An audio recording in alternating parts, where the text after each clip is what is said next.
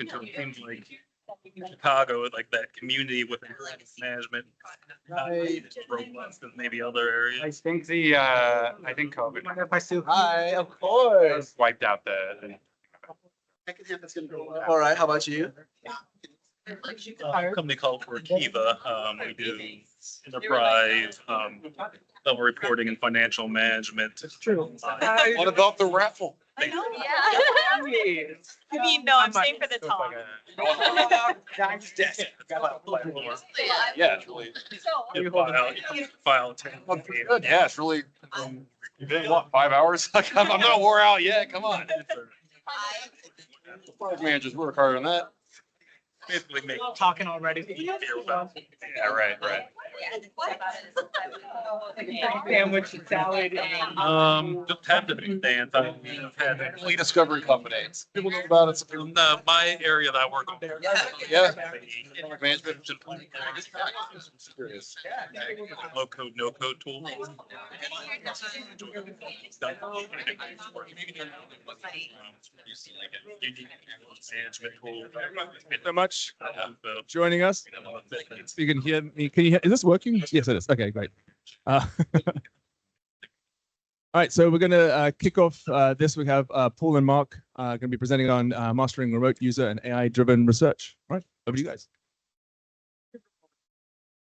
Well, thank you everyone for joining. I know this is the last session of the day, and I know we're all dealing with the lunch crash and everything like that. So hoping to bring a little energy and a little excitement here to close out another great product camp for you guys. This is Mastering Remote User and AI-Driven Research. And of course, we thought it would be cute if we had someone remote to speak on this topic. So I got Mark there. Actually, in reality, baby number 2 is coming very soon. And my sister-in-law said, no way you driving to Chicago. He's actually on the other side of the lake in Holland. I'm not allowed to leave. So we'll go ahead and get started. On.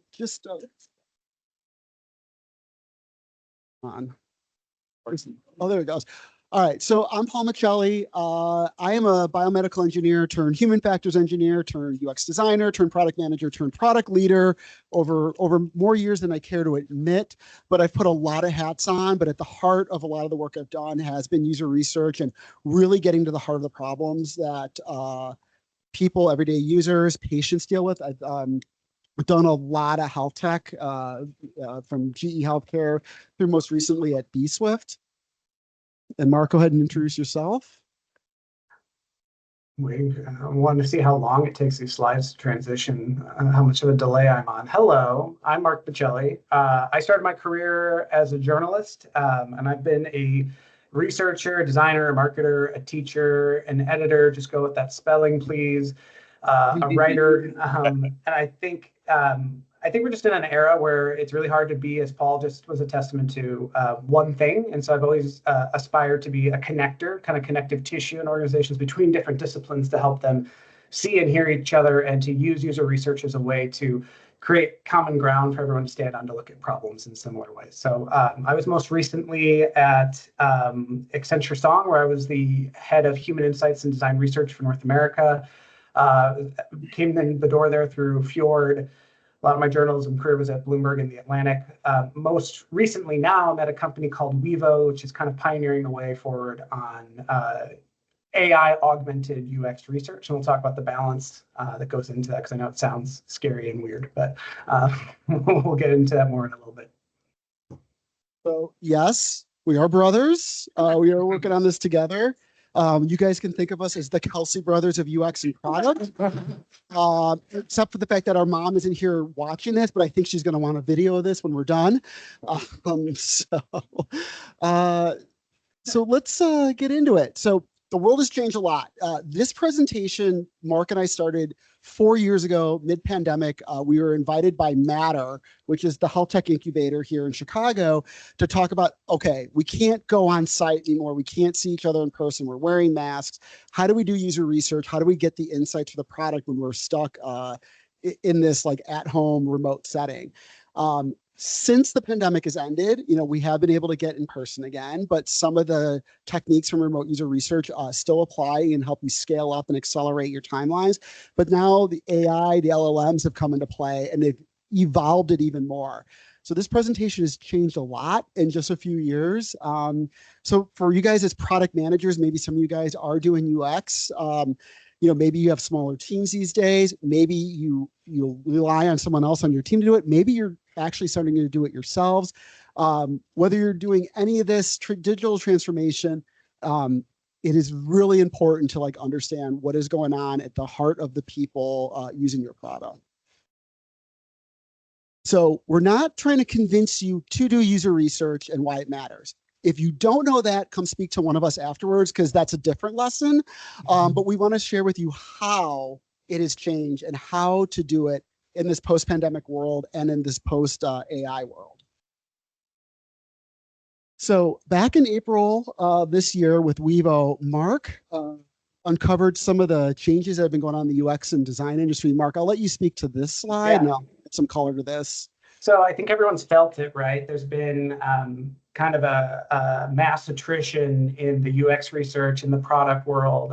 There's been sort of an overhiring perhaps in 2021, and we've kind of seen sort of the reaction to that in 2023 and 2024. And what I was trying to do here was really to document and do research on what's really behind this, what's really kind of necessitated, I guess, this change in the industry and this kind of era change that we're in right now. So one of the first things I would say is that design needs strategists and not tacticians. We've seen that the type of professional people are looking for has changed. I think we saw a lot of influx of talent into the UX space that weren't able to really move beyond tactical application of UX and stay in that strategist realm. I think we also saw just common design patterns take root. So we saw a normalization of digital experience design patterns, and that sort of heralded this era of optimization over radical innovation. We also saw a lot of bad bets getting ejected from organizations. So organizations are really chasing tech trends, pivoted hard away from bad bets.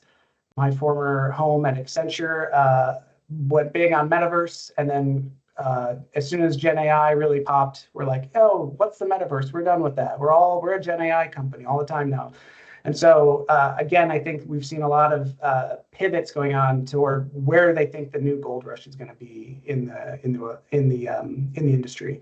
As I said, overhiring in 2021 kind of begets layoffs in 2023. That digital emergency that we all felt during COVID, sort of those waters have receded. We saw what Mark Zuckerberg was calling the year of efficiency, which essentially the root cause of that, like the interest rates double. So borrowing to fund, to hire, to build a future that's uncertain became twice as expensive and much less palatable to organizations. I think we've also seen that the romance is over a little bit with the design industry. That turtleneck mystique from the Steve Jobs era, I think, has shifted from alluring to annoying in a lot of organizations. And so I think there's an importance for the design community in particular to align to business over culture and to make sure that this next point that we're living in the now, that design's value comes from extracting value from what exists today more than necessarily dreaming of what could be tomorrow. Now, as the economy sort of continues to reset, as interest rates come down, we might see some return to some normalcy, but I think a lot of these things have changed. And I think one of the challenges design has had is design and research struggling with that seat at the table test, which is often due to an inability to show concrete business value and lead innovation through being able to show measurable business impact versus implied business impact. And we'll get into this more in a little bit, but just to set the stage for how the UX research space has transformed and transitioned so much. And Paul, if you want to go to the next slide, I can speak to this as well. But I think that there's really what we're seeing is like a new mission coming to bear for the UX community, that ultimately people need and expect amazing products and services now more than ever. And that experience is still the most important differentiator for what a lot of companies have. So unless you are defining a product category, unless you are so new to the market that you are shaping and defining a product category, you probably have a competitor. And so standing out comes down to that X factor of experience. So especially as we're seeing radical changes both in consumer expectations in a post-COVID world or employee workflows driven by LLMs, experience is still going to be that thing that differentiates. And that ultimately comes down to understanding the distinction and the difference or the delta between people's expectations and the reality of their experience using your product or service. So meeting customer needs is really truly the path to growth. UX research is still one of the most important disciplines for your organization to master, especially as normal continues to constantly change all around us, as we've all kind of witnessed over the last 5 years or so. And Paul, if you go to the next slide, I think what we were also seeing is just evidence that our customers are much less forgiving than they used to be. The idea of patience is kind of no longer a thing. It's very much a thing of the past. Products need to deliver out the gate. And if you don't launch strong, customers may abandon you for good. So in this study from PwC, we see 32% of people saying, I'm going to leave a brand that even if I have a deep love for after a single bad experience. And it goes up to 47% after folks having multiple bad experiences. And so I think the rub here, if you go to the next slide, Paul, is that we talk about customer centricity quite a bit in our lives. And I think we're all guilty of talking a big game around human-centered design or customer centricity or the importance of customers. But it's easy to talk about it. It's much harder to actually do the work of being customer-centric and interacting with your customers and spending time with them and understanding what their problems are. And so you see this distinction between the ideal from a Qualtrics report, 83% of people saying, research should happen at every stage of the product lifecycle. It should be a constant, ongoing, iterative thing. But the reality is what we see in this McKinsey study, 28% of people saying, I only can involve the customer so much. And it's less than 30% of the time that it's regularly happening or happening as much as people want. So we all are aspiring to be more customer centric, but it's time consuming and expensive. I don't think, and I know Paul agrees with this too, it doesn't have to be this hard. And what we want to talk about today are some methods to help you get into a relationship with your customers more easily. So Paul, I'll turn it back over to you. Yeah. And so I know, as this is a group of a lot of product managers here, you probably have felt a lot of the things that Mark mentioned. I know the product manager, a lot of product managers has gone down a lot. There's been a lot of attrition there as well. And not only are we hearing, we want UX researchers, UX designers to be more strategic. We want product managers to be more strategic. I'm seeing trends of, we want UX people to be, thinking more strategically and thinking more about the business, but that's kind of what the product managers are trying to do. So there's definitely this blurring going on right now. And I just kind of want to get a show of hands here. How many of you run into we don't have time for user research, or we just quick raise of hands, like we don't have time for user research. Okay, we got a few hands up. How about you can't get access to the users? Yeah. I mean, I've run into that as well. We've already done the user research. You don't need to. We've already done the user research, or we already know what the users want. How about that one? We already know what the users want. Yeah. That all happened at my last company, which is part of the reason I'm not there anymore. But as I heard once in my time at Bloomberg, we don't need user research. We have sales. So. All wrong answers. Anyway, so what we want to get into is the lessons we've learned from the remote focused research that went on during the pandemic really can be an opportunity to scale up and accelerate. And then we'll switch into where AI gets into this. But to start with just the remote aspect of this, before we get into that, let's just start with the basics. With anything new, anything you do in product, you need to have your foundation, right? The foundation has not changed. Even though the tools, the technology has changed, there is still the foundation you need to get into. Step one, you have to set your goals and objectives. So if you're getting pushback in your company, why are you going and doing this? Why are you spending time? Why are you wasting money on this? What is going on here? It is very important you are clear in communicating what it is you're going after. What are you hoping to accomplish? It's like anything else in product management. If you don't provide context in the why you're doing something, you lose your audience immediately. So, pro tip on this, set your success metrics. What are your KPIs for the research? And as product managers, you guys should be really good at that. Work with your UX researchers, or if you're doing it, partner together to figure that out. Step two, prepare your team, get all the details figured out. This is, what are the tools you're using? What methodologies are you using? Who are you recruiting? What personas are you going after? you got to have that figured out as well. Be very clear around that. Align with your stakeholders, right? They want to know what you're doing.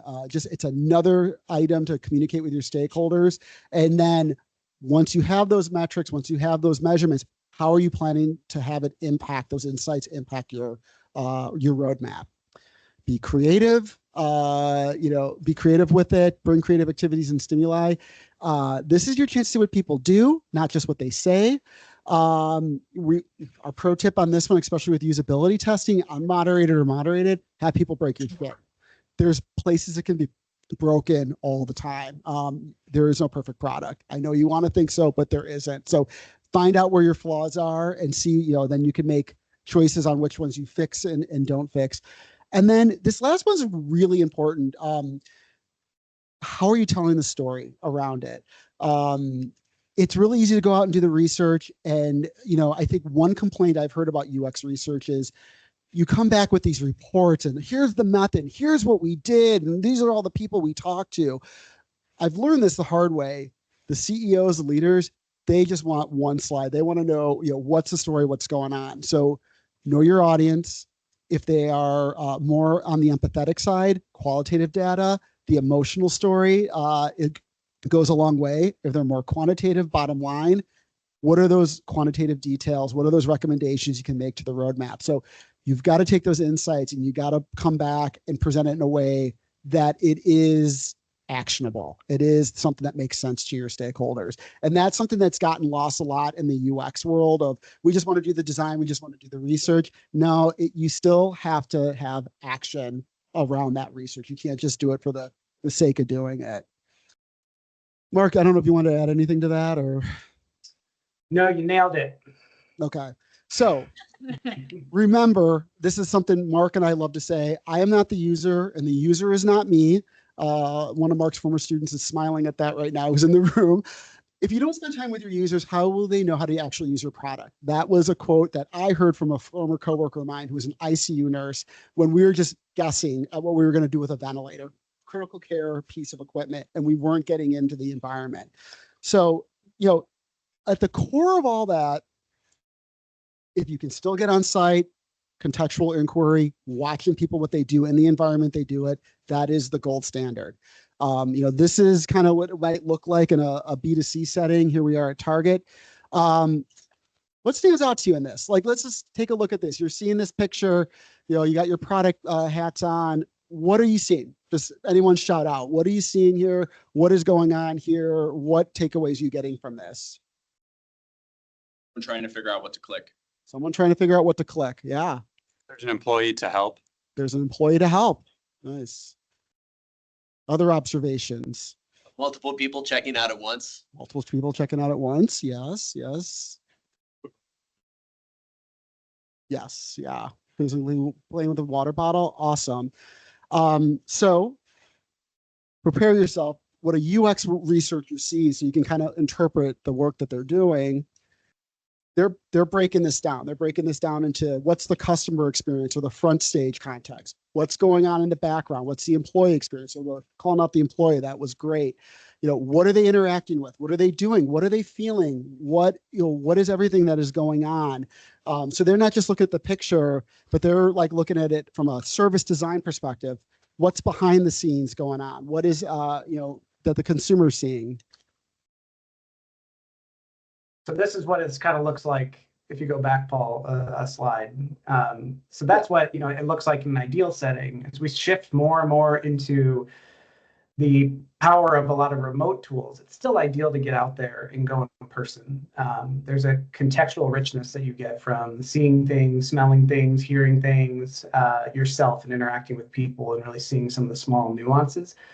If you can't do that, COVID really forced an acceleration of our ability to be successful in using remote tools to try to approximate this, to get at this. But this is kind of what UX research looks like now. In this instance, was running a group with multiple people. This was my goatee experimentation era during COVID. But you can see how much sensory overload there still is here. You've got multiple people. You've got your discussion guide. You're trying to track where you're going in the conversation. There's a very small Slack window at the bottom, trying to have a conversation with your team in the middle of all this. but you're still using these tools to try to get at what's going on in an experience, whether it's for employees or for customers themselves. So I think that the net takeaway, Paul, if you go to the next slide, is just that it's a lot to take in. And as we've said here throughout this conversation so far, UX in this new era that we're going into is called to be a strategic capability, not just a tactical function. I think you can call it service design or customer experience or UX research or whatever term kind of floats your boat. I think the key is that for products to be successful, we have to have a clear understanding of where do these products and services fit in the contextual ecosystem. And the question then is, how do you actually uncover what that ecosystem is? And the answer is that you have to go into it one way or another, but you're not going to get there sitting at home or sitting in your office. You have to find a way to insert yourself or allow other people to take you into these spaces where they are interacting with, using, realizing the value of your product or service. So you need to spend time in it, and you need to spend time with the people that live their lives and do their work there. So how we do this type of strategic research, it has changed quite a bit in the post-COVID world, but I think we're adapting to it and we're getting pretty high quality results with what we can do now. So it has changed a lot, but what we want to talk about now is just what are these new tools of the trade? So Paul, I'll turn it back to you to take us through this. Yeah, so we've got this, I mean, again, this stuff is evolving and changing. These tools are changing.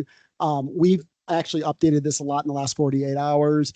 And this is not an extensive list, but there are a lot of tools out there, a lot of options out there to help you get into this. So let's start with just each of these techniques and what's available to us to do them. In-depth interviews. Interviews, just a great way to get very deep with one person, one participant at a time. You can spend a lot of time with them on a call. You can ask them a lot of different questions. This is even an opportunity to show them some concepts and get early validation on something that you're thinking through. You know, the deep dive, cover what you can, you know, observe.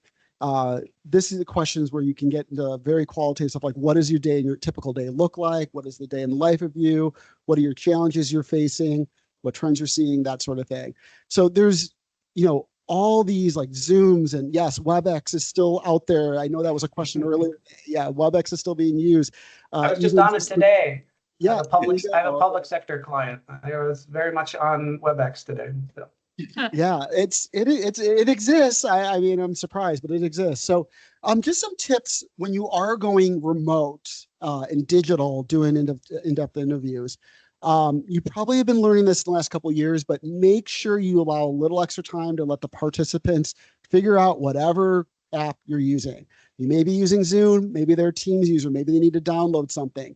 I've done a lot of health tech work, and some of the healthcare workers are not the most tech savvy. So if you're using something a little bit new, they may not be familiar with it. Don't assume that they are. So just, you know, again, know who your audience is, know who you're talking to.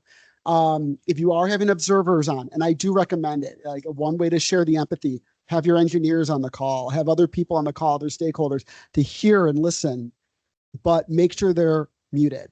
You don't want 3, 4, 5 different people trying to talk to the same person, making a lot of noise. We had our dogs barking in the background a couple years ago. That is very distracting. So make sure you figure out who is talking to the participant and everyone else is muted. Fly on the wall behind the glass. You may have participants that don't want to be on video or may not be on video. So you do lose some of the nonverbal cues. You just have to be ready for that. Give a couple extra seconds when they pause or don't answer a question right away. They may be thinking it through. So give some grace and space to the awkward pauses. And these days, you know, record everything so you don't have to worry about writing and taking notes at the same time as you're listening. And, you know, again, I know Dan covered this morning. There are all these dictation apps out there now, and some of them are summarizing the calls for you. Turn those on. That's an extra note taker that will save you a lot of time. Focus groups. You can still do focus groups remotely. You may not have as many people in a focus group at a time as you might in a traditional setting.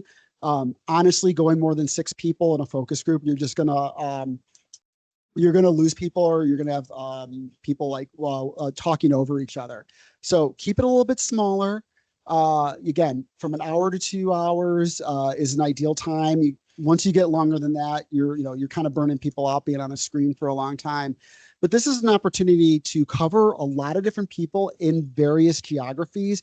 Same thing applies to the interviews as well. You're not stuck with who's local to you. You can cover different geographies and get different personas as a result of that. One thing that worked for me at my job at Allscripts is we created like a power group of users. So these were leaders that were customers of ours, so B2B health tech situation. And we had a monthly focus group with these leaders, and they really talked about the different problems they were seeing. They collaborated together. We would present concepts and they would shoot holes through it or say what was great, what was not. Some of our squeaky wheel clients that were always complaining about what we weren't doing, we're starting to empathize with our other clients and hearing their problems and realizing, oh, wait, that's actually more important. And so we really got some collaborative effort. So there's a lot you can accomplish, especially when you're looking at macro and big picture items. And then getting that validation. Are your users all seeing the same problem?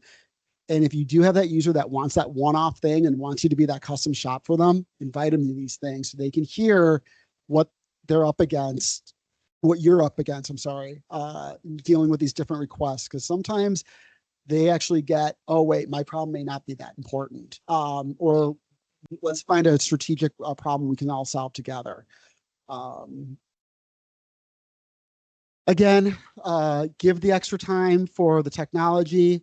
One thing that's really important with focus groups remotely is calling on individuals. It's really easy to have one or two very strong voices in a focus group. And if you've got someone on the call that's not talking, not speaking, maybe afraid to speak up, call them by name. That way you have everyone involved talking, you're getting all the feedback from everyone. Otherwise, what are they doing there? If you're not letting them speak. So that's a really important one. And then using slides to facilitate the conversation. If you're showing concepts, it also helps us keep everyone on track, kind of a guide of what you're going through and talking through. It is really easy for focus groups to go down a rabbit hole. And so it is important as a facilitator to keep them on track and keep on track for those data points that you set out to get in the first place. This one's really fun, mobile ethnography and contextual studies. So ideally, again, you're in where they're at, you're seeing where they're at, but maybe you can't be there. These days there's a lot you can do with a mobile phone. You can ask people to do, activities at home, mobile missions, if you will. We're in the TikTok era. People love recording themselves doing God knows what these days. So, especially in a B2C setup, or if your target target user group is a younger group, giving them an assignment, a show and tell assignment, have them record themselves, maybe with a bit of an incentive, they'd be very happy to do it. So this is where you can see them in their environment. If you can't be there, see the things that you can't ask directly about. Mark, I know you have a lot of experience with this yourself, so I'll let you add color to this. I am currently doing work with a major beer brand out of Colorado, and doing a study to understand how one of their brands might expand. So we've been using D-Scout as a tool for that. And I had young men between 21 and 29 recording videos of their refrigerators, showing me and taking out beers from their fridge and telling me the story of where that beer came from, what their attachment to it is, had them going to convenience stores and recording themselves, shopping for and browsing for different beer that they might pick and why, and what their decision-making was behind that. We even had them record love letters or breakup letters to specific brands. So we had it on film so they could kind of talk about the nuance of that. But we got, again, we showed that image of what someone, observing someone yourself at Target is like, this is the next best thing. It's still better if you can go yourself. But I was able to talk to 40 people all over the country in less than a week and get them dispatched to all these different missions and things that were able to come back and analyze and tell a much more nuanced story than if we had just sent them a survey or just asked them a bunch of open-ended questions in a survey format. So a lot of power that can be used in tools to do mobile missions and mobile ethnography, because everyone has a phone in their pocket and can tell a pretty compelling story. And you can see what it's actually like for them from their first person perspective. And I have to imagine, Mark, one advantage of doing that, you mentioned the 40 participants. That's really obvious. But I think you mentioned earlier, like being on site and seeing and smelling. I'm sure this is one you didn't want to smell, like some 20-year-old's refrigerator full. So, Nope. A lot of guys still in college. It was interesting. All right. And then live usability studies. This is like near and dear to my heart, the think alouds. You've got a concept, with Axure and with Figma, rapid prototyping, doing this online instead of like, setting up. I mean, I used to set up, okay, we got a product, we're in a beta. I've got to invite 10 nurses to come on site. Took 2 weeks to get them to come out, took forever. Now, if you can do this remote and with rapid prototyping and turning things around, you can get so much feedback, validation on a design, on a concept very quickly. But again, some of the traditional reasons for usability studies are still there. Can they complete the tasks? Is it still solving the problem? Is there a redesign? Is it back to the drawing board, or is it a slight tweak, something like that? It's incredible. There's so many tools. There are so many rapid design tools out there. And then again, you're on Zoom, Teams, whatever, D-Scout. It's really amazing what you can get through and do this quickly. And I remember starting to do remote usability studies for a medical device, for Medtronic, years ago. And this is a medical device company, and we were just doing UI only. So it was going to be a full medical device, but I was able to test the UI ahead of time before I got deeper into the product development. And everyone was blown away by that because they had never seen that before. So this is, I've been doing this for a while, but you can get so much valuable information out of doing that. Make sure you've got your prototype at the right fidelity or set expectations. If you're at a wireframe stage, you can still get a lot of feedback out of that, but set up the participant to set those expectations. This isn't final. This is early. We're just trying to get a sense of the concept. I always like to say, we're not testing you, we're testing us. That way they don't feel like they're on the spot. Get them on. Make sure you got the right device. So whether you're doing this mobile or desktop, get you got your screen share. The lag isn't as bad these days as it used to be, but we saw it this morning with Dan on the guest Wi-Fi. There was a lag in his presentation, so you got to allow for that. Just one thing to be careful for. And again, record it. Get your dictation tool going. Just again, from a reporting perspective, if you get like just a diamond or just this nugget, like amazing feedback, or you see someone struggling with something, that video, make it a little clip. It goes a long way to make your point on direction that the product needs to go after the research. Unmoderated usability studies. So I personally love to talk to people, be in front of them, do it myself. But I got to say, I've become a fan of the unmoderated usability studies because you really can scale up the effort. With very clear tasks, very clear instructions, and working around your busy schedules, your participants' busy schedules. I'll tell you, in healthcare, try and get a doctor or try to get a nurse to join your participant study. If you're not giving them 100, 200 doctors, $500, you're not getting them to come in. Now that's an exception with healthcare, but the unmoderated usability studies, you can get it out there, leave it out there for 2 weeks, do other work, do your on-site work, do your moderated work. But in the meantime, you've got people coming on, giving you that feedback. So for it to be really successful, make sure your tasks are very well defined. I would say shorter tasks, don't make it too long or do like multiple steps, like do little short steps at a time. Make it very clear what the instructions are. This is also an opportunity to have post-task surveys. This is where you can get into some open-ended questions. I've actually seen this well done by UX researchers I've worked with, where they've asked like very open-ended questions, and the recordings they had from it have provided some very deep insight, as if I was there answering the question. So some really good stuff you can get out of that. Again, this is one of those things that can help you scale up. Surveys are still there. This is where we're getting a little bit more quantitative. This is big picture, satisfaction scores, trends in the market. Make it easy to access QR codes. get on there, reduce that friction as much as possible, provide incentives if you need to. It's great. Quant is great for realizing, evaluation, sizing. It's not really for exploration, but it might help you find where you want to explore and go deeper. And then finally, okay, and that would be it. So Mark, I don't know if you wanted to add anything else to that before we go into the next section, but.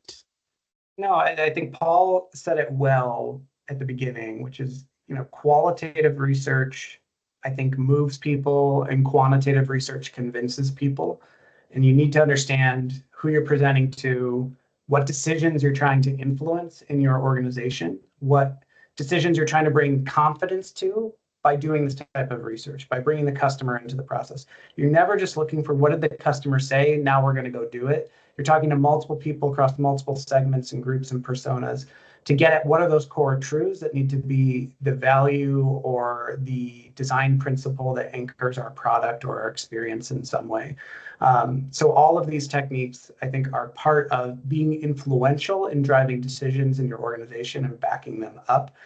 And in general, though I have seen it, most people can use user research to create common ground and common space that everyone agrees on. So as we sort of wrap up what the methods have been to date and how those methods have evolved, Paul and I both felt it was really important that we take a hard look at the role of AI in the user research process. Through the work that I'm doing at Wevo, which is a company that kind of balances human-centered research with simulated research, with AI-driven research, I think there's a really interesting time for all of us to be embracing what the possibilities are here. And so a lot of the AI conversations, I think they can feel scary. I think they can feel exciting. I think they can feel game-changing. And I think they can also feel overhyped. And I think my response to that is like, who said that multiple things can't be true at once? I think all of those things can be true as we think about AI and what it means. So I think that the work is changing and the way that we're doing this work is changing, but also the workers themselves are changing. And this is a pretty massive shift in our industry.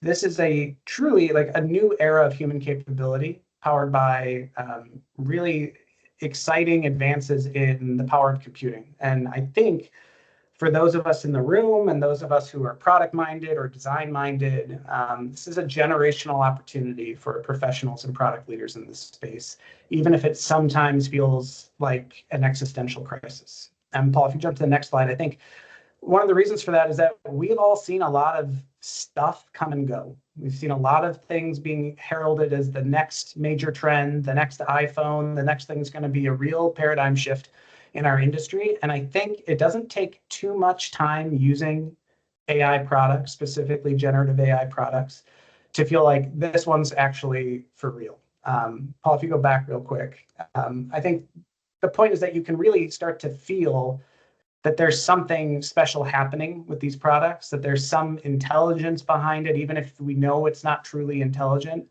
but there's something akin to magic happening in these products. And it's natural, I think, to feel skeptical, if not just outright cynical about the potential of these products. But I think it just takes spending time with them and using them to know that we're interacting with something different than what we've seen in the past and other tech trends that have kind of come and gone. And so, Paul, if you go to the next slide, I think that this is also, not the first time we've been here. We really are at the dawn of a new era for UX design and product development. And this is not, again, something new. We've gone through this before. If we go back to the 30s into the 50s, this is the dawn of the new Bauhaus movement, the experimentation era. We saw this holistic approach to integrating art, technology, and societal needs into what design and innovation was focused on. This is where we saw things like the geodesic dome from Buckminster Fuller being like the pantheon of innovation in this space, but it was experimenting with form and function to show what design could do. As we shifted into the 50s and 70s, we saw people like Jay Doblin really bringing a systematized approach to what design does. So we're bringing functionalism, systems thinking. We're seeing the dawn of computing inform how design is thinking about what it does and what it can do. We're really bringing a process to it. That naturally leads to the human-centered era, where we see really putting people at the center of the design process take root in how we create technology experiences and services. And then this really takes off like a rocket with the rise of mobile computing, really accelerating how we get into practice around this.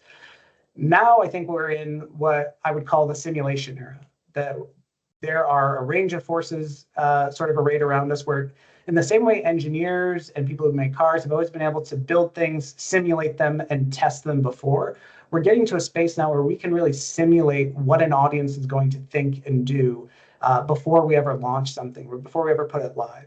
In the human-centered era, we kind of used our customers as guinea pigs to try to understand what their needs were, what their wants were. As we shift into the simulation era, we're in a moment where we can start to try to anticipate those things and use AI to help us answer those small everyday questions that we might have about a direction to go in a product or experience, and to use that to be able to test things before they ever go live and to have an iterative conversation. It is not to replace humans. We'll get into that in a moment.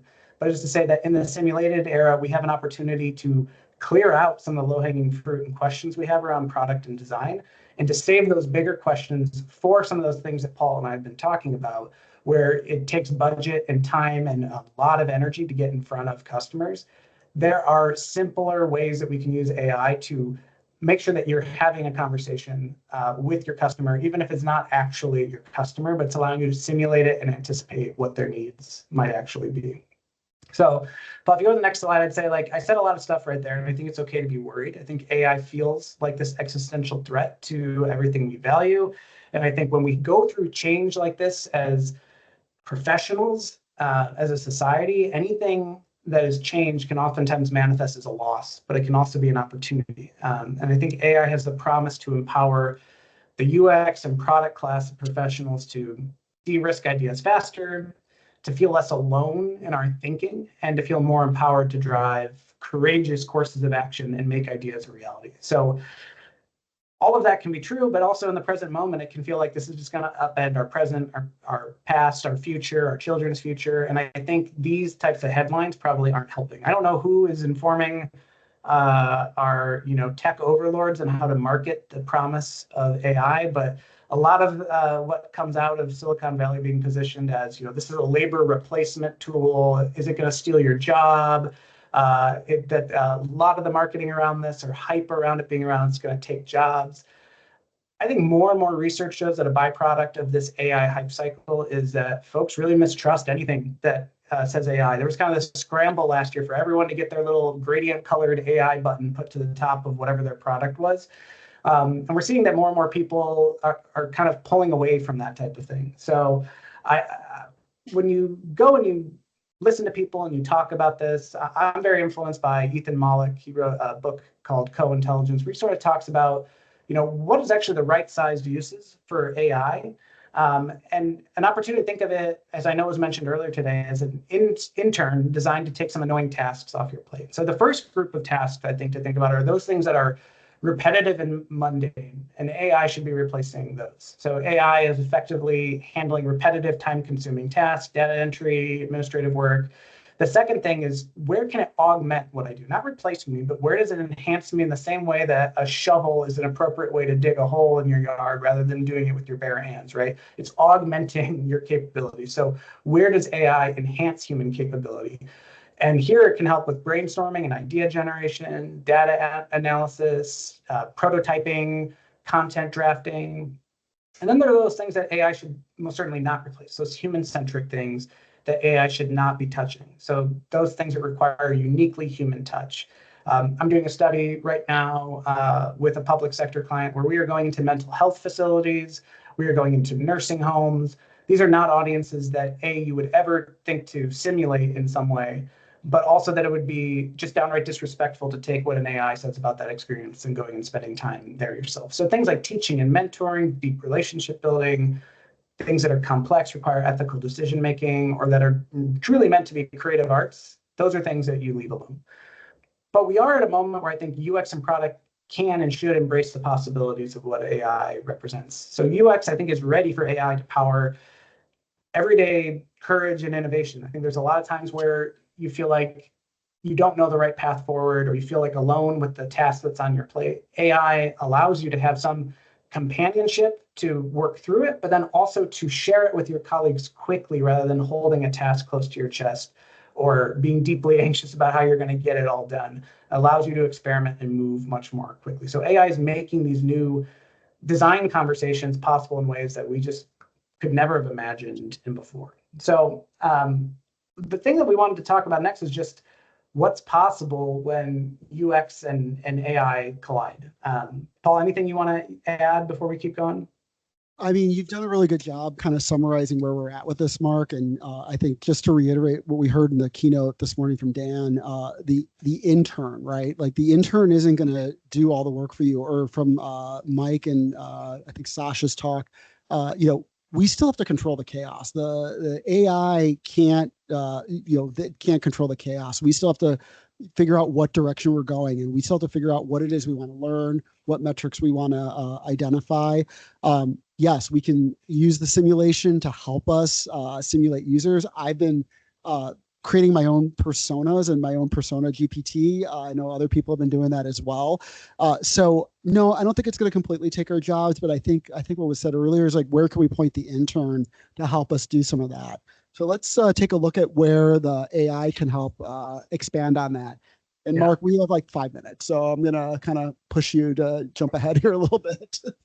So what I would say is that, this simulation era that we're entering is going to be built around sort of these core ideas of trust, co-intelligence, and humanity. And I think these can inspire us to move forward with a lot of urgency on the way that we approach the way that that AI will influence the UX field. So if you step forward, are people familiar with the double diamond as a framework? Can I see a show of hands? I can see the back of the room. Okay. Yeah.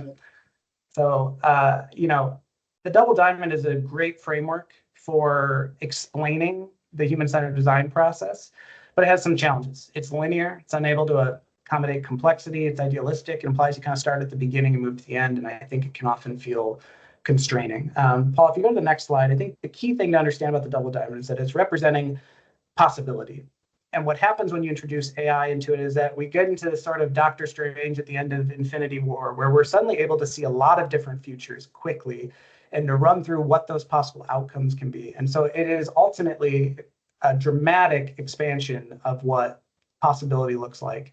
So we start to see possibilities really start to expand and change pretty dramatically when we think about this, that we can go a lot of different directions, we can take things in a lot of different ways, and that we're able to really go divergent within each of these phases, and that there's a lot of different things happening, a lot of ability to loop back in real time, to test things, to iterate, and to continue to push things forward. So people have seen Loki and that sacred timeline idea. It's this idea that there's all these branching pathways we can go down before that we never would have had the ability to go down earlier. So I think what AI augmented UX starts to look like is that it's a dramatic expansion of possibilities.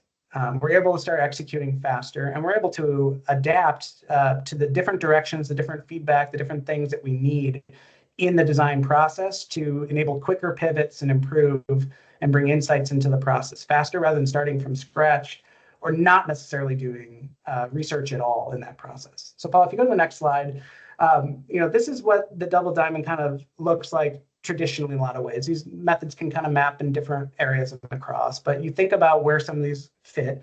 And in the AI era, each of these is going to be deepened or expanded on in some way, from personas to journey mapping to benchmarking to how we run workshops to how we do experimentation and what that kind of post-launch testing and optimization looks like. So Paul, if we just kind of jump through these, I've kind of spoken to already what when and when not to use AI in some of these instances. But if we think about like rapid personas, segment illumination, ultimately, if something's not human-centered, it's ultimately self-centered. It takes a lot of work to generate personas and to live them, to understand them and know them. In the simulation era that we're going into, it is much easier for us to just rapidly identify and explore new customer segments. It allows us to bypass costly and lengthy traditional research processes. We can quickly generate dynamic personas and archetypes. And we can simulate user interviews to gain instant empathy and insights that allow you to make decisions from a customer-centric perspective. It might not be making it from a customer-centric perspective, right? But it's allowing you to approximate what a customer-centric perspective would be, which is much better than if you did no research at all, is to have a customer perspective, even if it's an imperfect one or not all the way in the voice of what a customer might actually say. But a lot of these technologies now can get almost like 80% of the way to what we've seen human users actually say. And that can be good enough to make decisions and keep moving. Speaking of, you can now use AI to look at journeys in really dynamic ways. You can use different tools that are out there to look at an experience across a multi-touch journey and get insight into how do I improve this journey by creating those simulated personas and having them run through these experiments at scale and get perspective on the low-hanging fruit and the opportunities to improve a journey.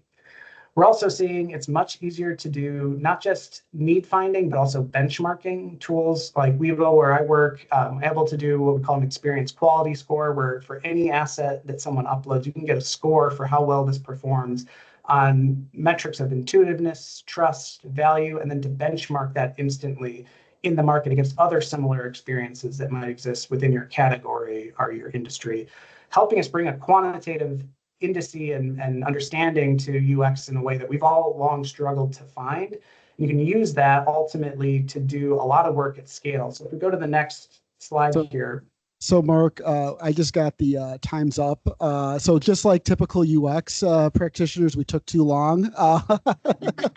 We didn't use enough AI. So I think we'll just conclude real quick, and then I'll stick around to answer any questions. So apologize for going over, but I think in conclusion, we don't have enough time, we don't have enough money, that can throw out the window, throw that out the window. There are ways to work around that. There are ways to expand your UX capabilities, doing the remote work, scaling it up.